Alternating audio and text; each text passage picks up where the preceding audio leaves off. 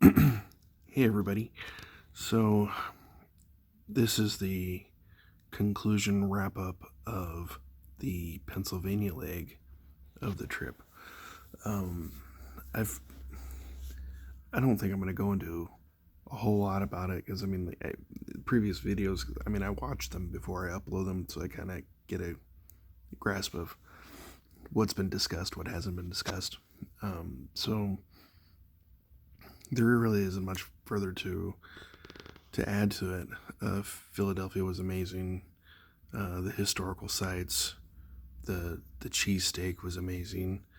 Definitely blows away anything that we think of out on the West Coast as a Philly cheesesteak. I mean, they pale in comparison. Um, Highlights. I had forgot to mention that when I was going into Philly, that traffic started to back up, and so I slowed down way early, and I actually witnessed a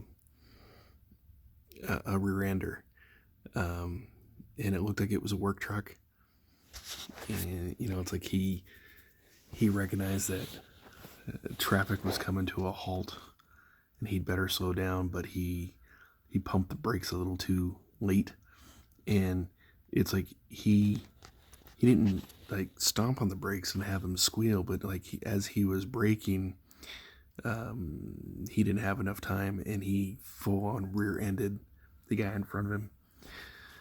I didn't bother to stop to be a witness because, well, there was tons of witnesses that seen it, and I had my own agenda to go to.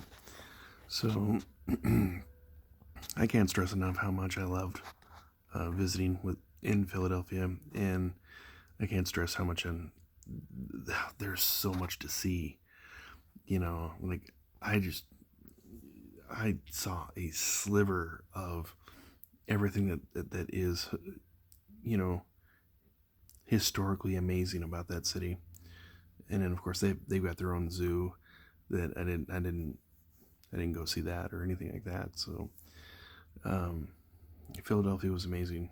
Morgantown was, other than the damn tolls and getting, oh geez, let's not get started on that. Um,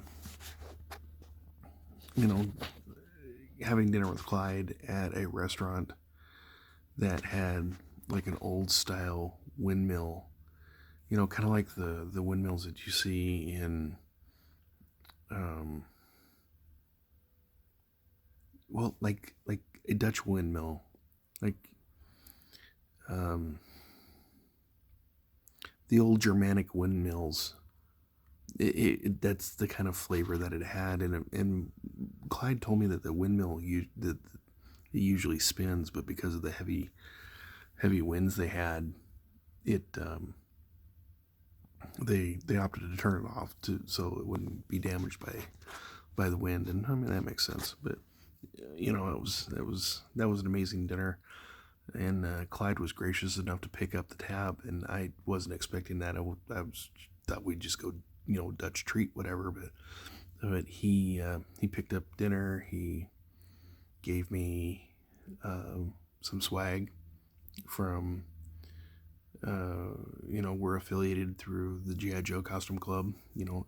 GI Joe Real American Hero Costume Club, also known as ARA, ARAH. Um, so I mean, we talk club life and we talk, you know, real life, and just everything in between. But I gave him some patches that I had owed him, and yeah, we had a really good conversation.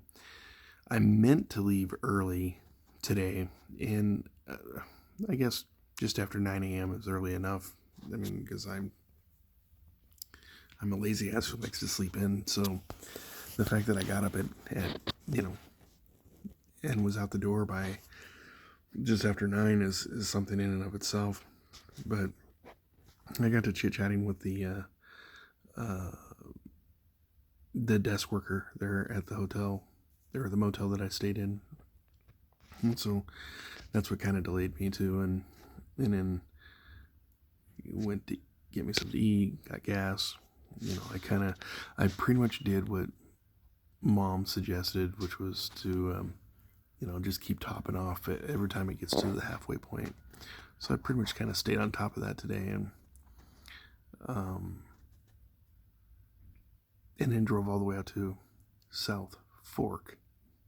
I noticed in that one of those videos that I had inadvertently let it slip. It said South Park. I said South Park and didn't even catch it until a little bit later when I said South Fork. I keep wanting to say South Park, and I was like, oh, oops, I guess I did. So it was a really good visit. Very small town.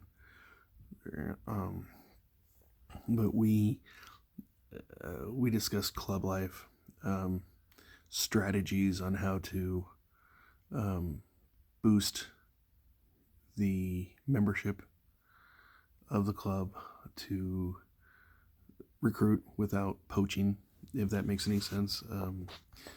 Anyone who's watching this and has any kind of affiliation with any fan organizations, my biggest pet peeve is poaching members from another club, in other words. And it's geek politics. I get it. It's kind of dumb, but and I'm not going to name names because I'm trying to turn over a new leaf and be more positive and not negative, but there's another club out there that does tend to have pictures of other G.I. Joe costumers,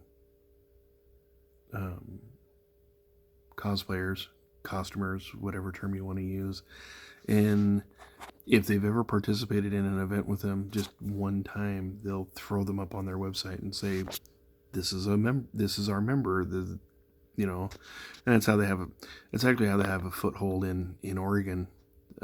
They say they have members in Oregon, which, I mean, I'm sure they do now, but I remember a few years ago there was a girl that said that I did one photo shoot with them, and then apparently I'm a member. They never asked me to join. I never asked to join, and all of a sudden my pictures just splashed all over that I'm one of their members,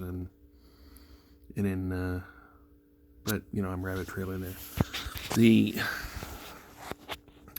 So the ride out here, I'm in Columbus, Ohio now. The ride was pretty uneventful. I mean, there really wasn't anything to it, really. I got here just shortly before 10:30, I think. I went to the Fat Baxter's. It's a bar in Columbus. My Kennedy cousin actually owns it, and unfortunately he wasn't there, but I did get to meet his wife, and I don't know if I'll get to see him or not. I hope so. I left my contact info with his wife, and she said that she would let him know.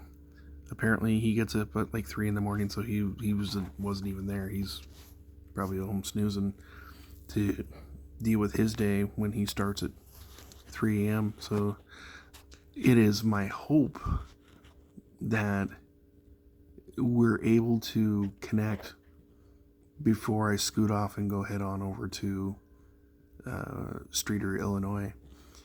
And there's some complications there too. I've already talked to my cousin, and we're cool. It's to meet up. The problem is, I guess there's follow-up. I don't know if it's tornado, but just heavy winds, and she's like, so be careful, driving through there. And I'm just like, well, the last week,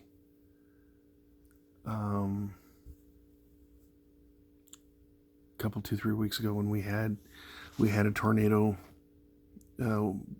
warning advisory. It was on a Friday, I think, and I mean, we're talking 80 mile an hour winds. So I do believe that I posted video of the tornado warning. So whatever day that is, that's the day I'm referring to. But I mean, like, I was driving through 80-mile-an-hour winds just to get to work. Not wanting to make it a habit of doing that, but I mean, like, I do have to make my way that way home anyway. I mean, it's west of where I currently am, which means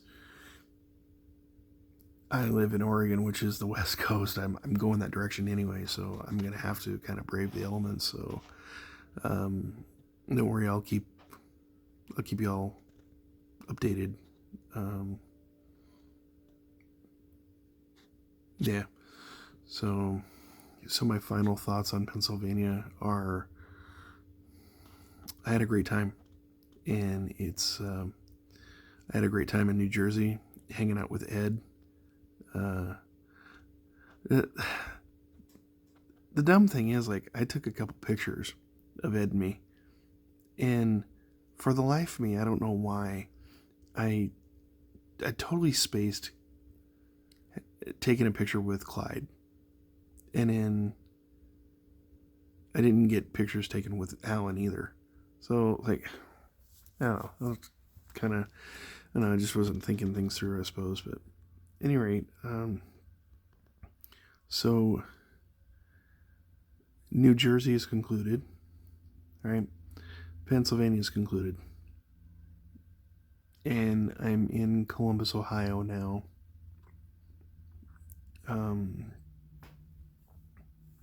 And I think after I get up tomorrow and kind of get situated and maybe, I don't know, see if I hear from Dustin, I don't know, then I'll just kind of scoot on across the state of Ohio, the state of Indiana, and into the state of Illinois to go see my cousin. By the way, I did take that toll to get from South Fork to here. And it wasn't $2.70. Oh, no. It was like $5 and some change, because the $2.70 would be if you have, like, this state issued express pass or whatever. So all the rest of us, you know, we get dinged full price, as it were. So I have a sneaking suspicion that all of those tolls that I got dinged right here, I was thinking, oh, they're only going to be a couple bucks, $4, whatever. No, they're probably like $5-6 a pop, and there's like, what, 10 of them, I think, 12 now at this point. So here I'm like, crap, you know. The state of Pennsylvania is going to love me when it comes to paying tolls, and that reminds me, I need to pay that nearly $18 toll. And while I'm thinking of it, as soon as I'm done with this video, I'm going to go out to the car and get that information, get online, and pay it so that I don't get dinged with a penalty. They told me I had like 5 days to pay it, and I think I'm on like day 3. No? Probably. So this isn't going to be like a 30 or 40 minute video, because I've pretty much wrapped up all my thoughts, and I'm looking forward to the future. I'm looking forward to going home. I'm looking forward to getting back to work and really finding myself again. And not only that, but just doing more for myself, like do the things that I want to do. Like, I have that goal of building that boat by the time I'm 50. Well, I turn 48 in 2.5 weeks, something like that. So, like, I gotta make it happen. I'm gonna make it happen. I'm not waiting on someday. I need to make it happen. So, that prop building business that I want to build, that I want to create, I want to start, building helmets and G.I. Joe helmets and other G.I. Joe weapons that aren't being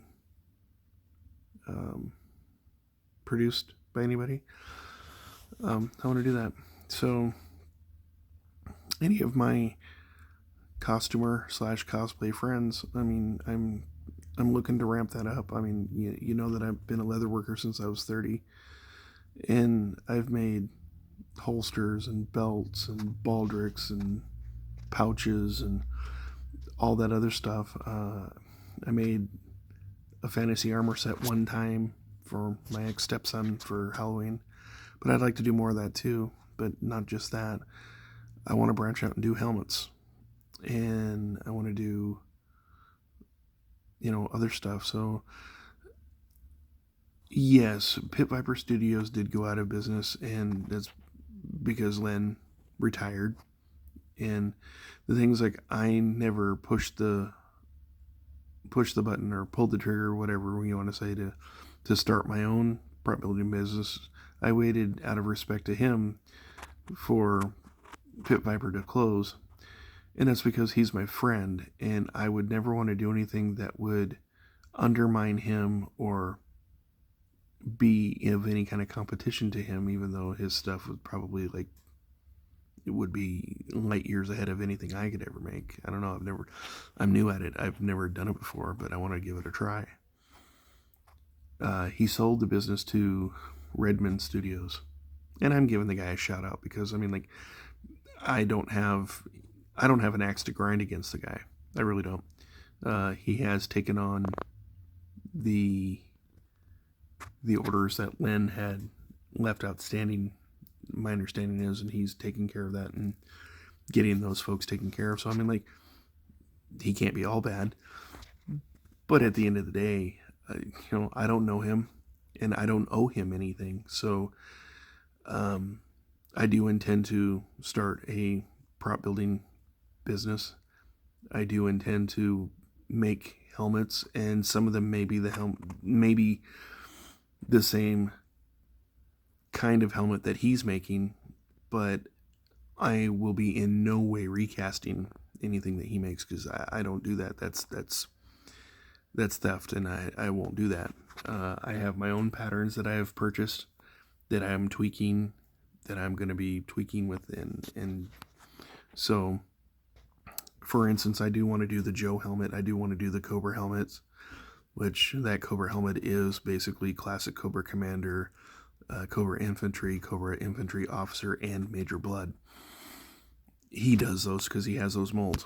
However, I have a pattern that I will be utilizing and modifying as needed. So everything will be custom made by me. I'm not recasting off of anybody. So, and if he's upset that I'm planning on giving him some competition, then, well, I mean, that's America, Jack, really. I mean, I'm not trying to be rude or be a jerk or anything. But again, it's like, I had a sense of loyalty to Len because he's a good friend. And I don't have an axe to grind against Redmond, but I don't know him either. So the way I kind of look at it is, healthy competitions is a good thing. It makes business owners kind of improve their game and try to figure out how to build a better widget that's, that's a win-win for the consumer. So those are my goals when I get back home. So anyone who wants to help fulfill my dreams, well, I'm going to need tools. I'm going to need shop space. I'm going to need equipment. And however anybody can help me out with that. I'm not asking you to I'm not asking for money or anything like that. Look out for deals. Look for deals, or what, give me a heads up. It's like, hey, hey, you might want to check out this deal over here on this piece of equipment here, or this piece of equipment there.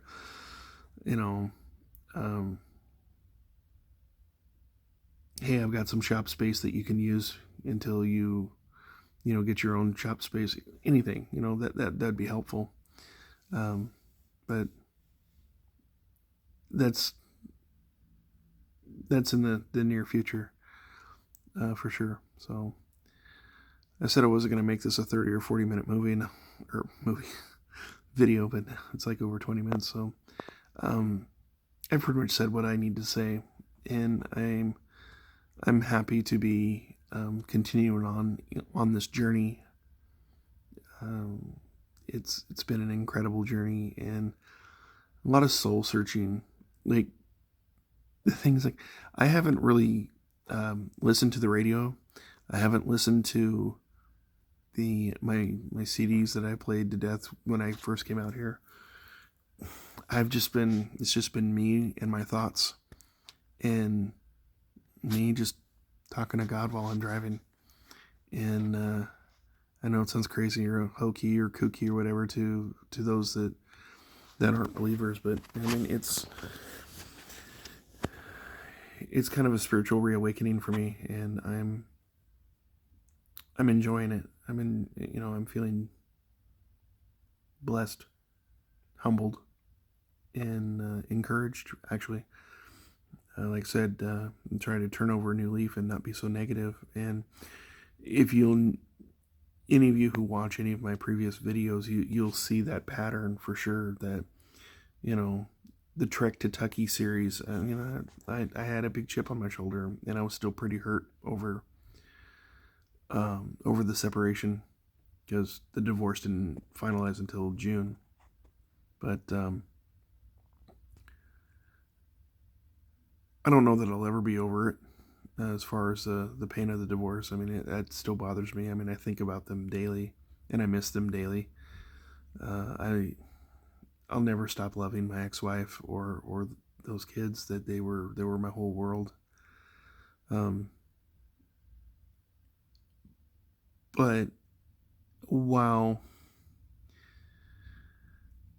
I am responsible for, a part of the breakdown in our marriage, I'm not going to be the guy that's, has to take full responsibility for everything, because it takes two to tango, It takes two to make a marriage work. It only takes one to break it and to sever it forever. And that's really true, because she gave up on us. She gave up on me, and she basically, when she was done, she was done. And she felt compelled to end our marriage and to separate and move on. I'm not gonna sit there and badmouth her. I'm not gonna badmouth the kids. I'm not going to be bitter and angry. I'm trying to be more forgiving and understanding and accepting, and like with every relationship I've ever had, I learned from the mistakes of the previous one, and just tried real hard not to ever do that again in the next one. I mean, I guess that's all I can really do, but I don't wish her any ill will. I don't wish the kids any ill will. Obviously, I mean, I love them. Can we ever be friends again? Probably not. In fact, I can emphatically say not at all. And that's the unfortunate part about it is while I can forgive, I'm not going to forget that I was thrown away, and that hurt like hell. And the whole notion of, she got after me one time, oh, you don't believe in us, blah blah blah blah blah. And it was a matter of practicality, not necessarily a matter of not believing in us. But at the end of the day, it's like she stopped believing in us, and she chose to end it and divorce me. So was she justified? Well, it's a matter of perspective now, isn't it? Because I'm sure in her mind she felt like she was justified And obviously I'm going to disagree with that because I think that we should have worked on it. But I'm not gonna badmouth her. I'm not gonna have any ill will towards her. I'm not going to be negative towards her. You know, I wish her all the success in the world in her job because she's earned that she's earned her job. She's earned the position that she has. She worked hard for it, and she definitely deserved it. And to this day, I am still very proud of her accomplishments, her achievements, and I'll always be proud of her for her accomplishments and achievements. So I mean, I just have to wish her well, and I wish the kids well. I hope that the younger two, they're teenagers or will be. The youngest will be this summer. I pray that they just have happy, healthy, well-adjusted lives, and yeah, I mean, I'm rabbit trailing, obviously, but this has been a very good soul-searching trip, and I'm having a good time. And while I hate to see New Jersey and Pennsylvania go, I hate saying goodbye. I am looking forward to, seeing Dustin if possible here in Columbus. I'm looking forward to going to Illinois, provided, of course, we don't have like tornado storms and such.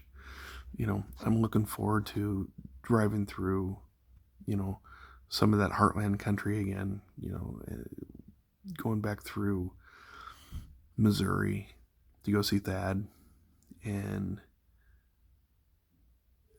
President Truman's grave and the Jesse James house. I want to see that.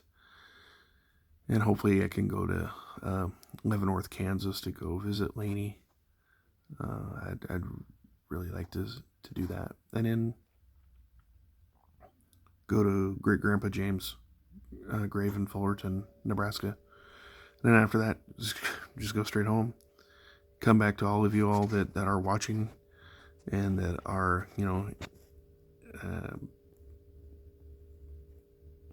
anticipating my arrival. So I'm looking forward to seeing all of you again. I'm looking forward to seeing Oregon again. I've missed my home state, and I've missed my friends back home for sure. And I look forward to seeing all of you again. And